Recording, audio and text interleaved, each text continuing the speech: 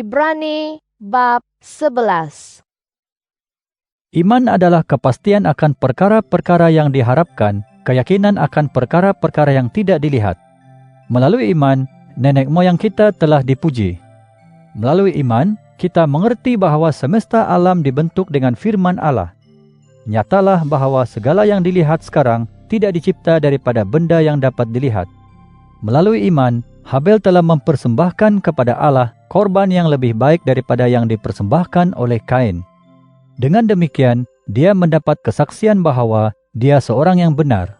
Allah memberikan kesaksian tentang persembahannya. Oleh itu, setelah Habel mati pun, dia masih berkata-kata. Melalui iman, Henok dipindahkan supaya dia tidak mengalami kematian dan tidak dapat dijumpai karena Allah telah memindahkannya. Karena sebelum dia dipindahkan, dia telah menerima kesaksian bahwa dia mendapat keredaan Allah. Tetapi tanpa iman, mustahil didapati keredaannya. Sesiapa yang datang kepada Allah, mestilah beriman bahwa Allah wujud dan dia memberikan ganjaran kepada mereka yang berusaha untuk mencarinya.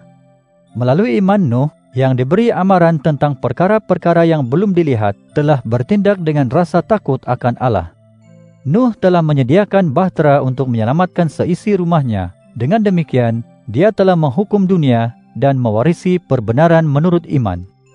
Melalui iman, Abraham taat apabila disuruh pergi ke tempat yang kemudian diterimanya sebagai warisannya.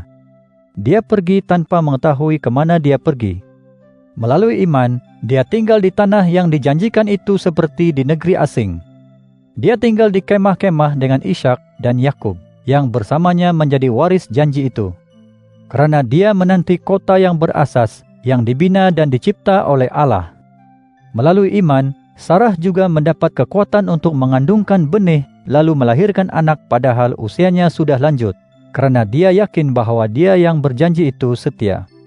Oleh itu, daripada seorang lelaki yang dianggap hampir dengan maut, telah lahir keturunan sebanyak bintang-bintang di langit, tidak terkira bilangannya seperti butir-butir pasir di pantai. Semua mereka ini telah mati dalam iman. Mereka belum menerima janji itu. Akan tetapi, setelah melihatnya pada masa yang akan datang, mereka yakin terhadapnya dan mengakui mereka orang asing dan musafir di muka bumi ini. Mereka yang berkata demikian menyatakan terang-terang bahwa mereka sedang mencari tempat untuk dijadikan tanah air mereka. Sesungguhnya, kalaulah mereka teringat akan negeri yang telah ditinggalkan mereka dahulu, mereka akan mendapat peluang untuk kembali. Tetapi kini mereka inginkan tempat yang lebih baik, yaitu di surga. Oleh itu, Allah tidak malu disebut sebagai Allah mereka. Dia telah menyediakan sebuah kota untuk mereka. Melalui iman Abraham, apabila diuji, menyerahkan Ishak sebagai korban. Dia yang menerima janji-janji itu mempersembahkan anak lelakinya yang tunggal. Tentang anak itu telah disebutkan, melalui Ishak, benih keturunanmu akan dipanggil. Allah berkuasa membangkitkannya daripada kematian, dan secara perlambangan, dia telah menerimanya semula daripada kematian. Melalui iman, Ishak telah memberkati Yakub dan Esau berkenaan perkara-perkara yang akan datang. Melalui iman Yakub, ketika akan mati, telah memberkati setiap anak lelaki Yusuf, lalu menyembah sambil bersandar kepada kepala tongkatnya. Melalui iman Yusuf, apabila hampir sampai ajalnya, telah menyebut pemergian kaum Israel dan berpesan tentang tulang-tulangnya. Melalui iman, Musa telah disembunyikan oleh ibu bapanya selama 3 bulan sejak lahirnya, karena mereka melihat bahwa dia seorang bayi yang berparas istimewa dan mereka tidak takut akan perintah raja. Melalui iman, Musa setelah besar tidak mahu disebut anak kepada putri Firaun. Dia memilih untuk menanggung kesusahan bersama umat Allah daripada menikmati nikmat sementara melakukan dosa. Baginya, celaan yang ditanggung Kristus lebih berharga daripada seluruh kekayaan Mesir, karena dia berharap mendapat ganjaran. Melalui iman, dia meninggalkan Mesir tanpa takut akan kemurkaan raja, karena hatinya teguh seolah-olah dia melihat Allah yang tidak mungkin dilihat. Melalui iman, dia mengadakan perayaan Paskah dan perenjisan darah, supaya pembunuh anak-anak sulung tidak menyentuh anak-anak sulung Israel. Melalui iman, mereka menyeberangi Laut Merah seolah-olah berjalan di darat, sedangkan orang Mesir yang cuba berbuat demikian mati lemas. Melalui iman, tembok Yeriko telah roboh setelah dikepung 7 hari. Melalui iman, wanita pelacur yang bernama Rahab tidak musnah bersama orang yang tidak beriman setelah dia menyambut para perisik dengan ramah. Apalagi yang harus kukatakan? Aku kesuntukan waktu untuk bercerita tentang Gideon, Barak, Simpson, Yefta, Daud, Samuel dan nabi-nabi yang melalui iman telah menaklukkan kerajaan, menegakkan keadilan, mendapatkan janji, menutup mulut singa, memadamkan api yang ganas, terselamat daripada mata pedang, menjadi kuat dalam kelemahan, perkasa dalam peperangan, dan mengusir tentera-tentera asing. Ada wanita yang mendapat kembali ahli keluarganya yang telah mati dan dihidupkan semula. Ada orang yang diseksa tetapi tidak mahu diselamatkan karena mereka ingin mendapat kebangkitan yang lebih baik. Setengah-setengahnya pula menghadapi dugaan dengan diejek, dipukul, dirantai dan dipenjarakan. Mereka direjam dengan batu, digergaji putus dua, dan dibunuh dengan pedang. Mereka merayau-rayau berpakaian kulit kambing dalam keadaan papa, menderita, terseksa. Dunia tidak layak menampung mereka. Mereka merayau-rayau di gurun dan gunung ganang, di gua-gua serta lubang-lubang di tanah. Semua mereka ini sungguh pun mendapat kesaksian yang baik melalui iman, tidak menerima janji itu. Allah telah menyediakan sesuatu yang lebih baik untuk kita, supaya mereka tidak disempurnakan tanpa kita. Ibrani bab 12. Oleh itu, kita juga yang dikelilingi dengan sebegitu ramainya saksi, hendaklah menjauhi beban dan dosa yang amat mudah menjerat kita, dan berlari dengan gigih dalam perlombaan yang ditentukan bagi kita. Marilah kita mengarahkan mata kita kepada Yesus, pelopor dan penyempurna iman kita. Untuk kebahagiaan yang ditentukan baginya, dia telah menanggung seksa salib, tanpa menghiraukan pengaiban itu, dan sekarang dia duduk di sebelah kanan takhta Allah. Fikirkanlah dia yang tabah menderita apabila orang berdosa memusuhinya, supaya kamu tidak berasa bosan dan tawar hati. Dalam perjuangan melawan dosa, kamu belum lagi bertahan sehingga tumpah darahmu. Kamu telah melupakan nasihat yang disampaikan kepadamu seperti kepada anak-anak sendiri. Anakku, jangan pandang ringan pengajaran Tuhan, dan jangan tawar hati apabila dia menegurmu. Kerana Tuhan mengajari orang yang dikasihinya, dan menghukum sesiapa yang diterimanya sebagai anak. Jika kamu tahan diajari, Allah memperlakukan kamu sebagai anak, kerana anak manakah yang tidak diajari oleh bapanya? Tetapi jika kamu tidak diajari, sedangkan orang lain menerima pengajaran, maka kamu ialah anak haram dan bukanlah anak yang sah. Tambahan pula, kita mempunyai bapa di dunia yang mengajari kita dan kita menghormati mereka. Tidakkah sepatutnya kita lebih rela lagi tunduk kepada Bapa segala roh untuk hidup? Bapa kita di dunia mengajari kita beberapa waktu menurut apa yang terasa baik bagi mereka. Tetapi Tuhan mengajari kita untuk menguntungkan kita, supaya kita mendapat sebagian kesuciannya. Tiada pengajaran yang menggembirakan ketika dilaksanakan, semuanya terasa teruk. Tetapi kemudiannya, pengajaran itu menghasilkan buah perbenaran yang mendatangkan rasa aman kepada mereka yang telah dididik dengannya. Oleh itu, kuatkanlah tangan yang lesu dan lutut yang lemah. Serta buatkan lorong yang lurus bagi kakimu, supaya yang tempang tidak terpelecok tetapi sembuh. Berusahalah mendapatkan perdamaian dengan semua orang, serta kesucian. Tanpanya tiada sesiapa pun dapat melihat Tuhan. Awaslah, jangan sampai ada sesiapa pun yang tidak mendapat kasih kurnia Allah. Jangan biarkan akar kepahitan menimbulkan kekacauan, sehingga ramai yang tercemar. Janganlah ada di antaramu pencabul atau menjadi durjana seperti Esau yang menjualkan hak warisannya untuk sesuap makanan. Kamu ketahui bahawa kemudiannya apabila dia hendak mewarisi berkat itu, dia ditolak kerana dia tidak mendapat ruang untuk bertaubat walaupun dia memohon berkat itu dengan air mata.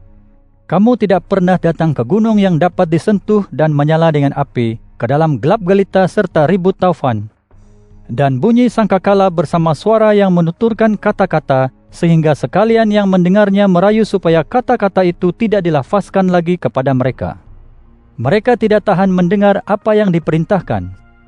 Jika seekor binatang pun menyentuh gunung ini, ia mesti direjam dengan batu atau ditembusi dengan anak panah. Penglihatan itu begitu menggerunkan sehingga Musa berkata, Aku amat ketakutan dan menggeletar.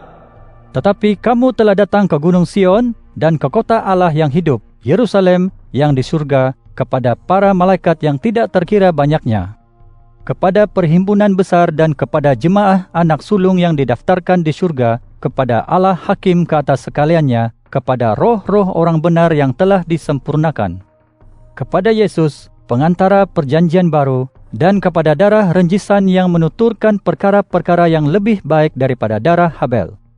Jangan sekali-kali kamu ingkar kepada Dia yang bersuara.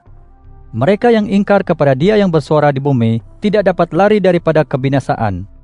Lebih-lebih lagi dengan kita, jika kita berpaling daripada Dia yang bersuara dari surga. Dulu suaranya menggoncang bumi, tetapi sekarang Dia telah berjanji, Sekali lagi aku menggoncang bukan sahaja bumi, tetapi juga surga. Sekali lagi, ini bermaksud bahawa segala yang digoncang, yaitu semua benda buatan akan dihapuskan, manakala segala yang tidak dapat digoncang akan tetap wujud. Oleh sebab kita menerima sebuah kerajaan yang tidak dapat digoncang, biarlah kita mendapat kasih kurnia, kerana dengannya kita dapat beribadat kepada Allah secara yang diridainya, dengan penuh hormat dan takut akan Dia. Allah kita adalah api yang menghanguskan. Ibrani bab 13. Pastikan kasih persaudaraan berpanjangan. Jangan lupa meraihkan orang asing, kerana dengan berbuat demikian, ada orang yang telah meraihkan para malaikat tanpa mengetahuinya. Ingatlah kepada orang yang terpenjara, seolah-olah kamu terantai bersama mereka. Kenanglah orang yang dianiaya, seolah-olah kamu juga dianiaya, kerana kamu dan mereka adalah satu. Hendaklah perkawinan dianggap mulia oleh semua, dan tempat tidur dijaga supaya tidak tercemar, kerana Allah akan menghukum penzina baik yang bujang maupun yang sudah berkawin dan mengkhianati pasangannya. Jagalah hidupmu supaya jangan menjadi pencinta wang. Kamu harus berasa cukup dengan apa yang ada padamu. Dia sendiri telah berjanji, Aku tidak sekali-kali akan meninggalkanmu. Aku tidak sekali-kali akan membiarkanmu. Oleh itu, kita boleh berkata dengan bersemangat, Tuhan penolongku, aku tidak akan takut. Apa yang dapat dilakukan manusia kepadaku? Ingatlah mereka yang menjadi ketuamu yang telah menyampaikan firman Allah kepadamu. Teladani iman mereka, perhatikan hasil jalan hidup mereka. Yesus Kristus tetap sama kemarin, hari ini, dan selama-lamanya. Jangan terikut-ikut pelbagai ajaran yang berlainan daripada ajaran yang benar. Tetapkan hati dengan kasih kurnia Allah, bukan dengan makanan yang tidak menguntungkan mereka yang asyik dengannya. Kita mempunyai mazbah di mana orang yang menjalankan ibadat kemah tidak berhak makan sesuatu daripadanya. Bangkai semua binatang yang darahnya dibawa masuk ke tempat suci oleh imam besar untuk menebus dosa, dibakar di luar perkemahan. Oleh itu, Yesus juga, untuk menyucikan umat manusia dengan darahnya sendiri, menderita di luar pintu gerbang. Dengan demikian, marilah kita pergi mendapatkannya di luar perkemahan dan menanggung celaan yang dideritainya. Di sini kita tidak ada kota kekal, tetapi kita berusaha mendapatkan kota yang akan datang. Oleh itu, melaluinya marilah kita terus-menerus mempersembahkan korban, yaitu pujian kepada Allah sebagai buah-buahan hasil bibir kita, sambil bersyukur kepada nama-Nya.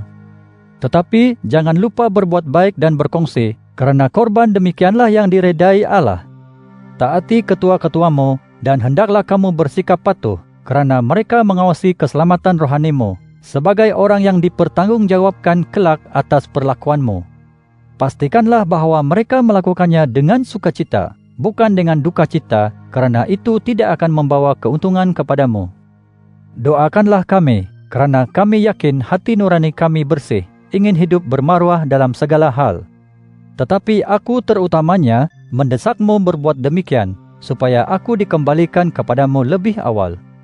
Semoga Allah kesejahteraan yang telah membangkitkan Tuhan kita Yesus daripada kematian, Gembala domba yang mulia itu, melalui darah perjanjian kekal, melengkapkan kamu dengan segala yang baik untuk melakukan kehendak-Nya, mengusahakan dalam dirimu apa yang diredainya, melalui Yesus Kristus, baginya kemuliaan selama-lamanya. Amin. Aku merayu kepadamu, saudara-saudara, Dengarlah nasihatku ini dengan sabar, kerana aku menulis ringkas sahaja kepadamu. Ketahuilah bahawa saudara kita Timotius telah dibebaskan. Aku akan menemui kamu bersamanya jika dia datang segera. Sampaikan salamku kepada semua ketuamu dan semua umat yang saleh. Saudara-saudara dari Itali berkirim salam kepadamu. Semoga kasih kurnia menyertai kamu semua. Amin.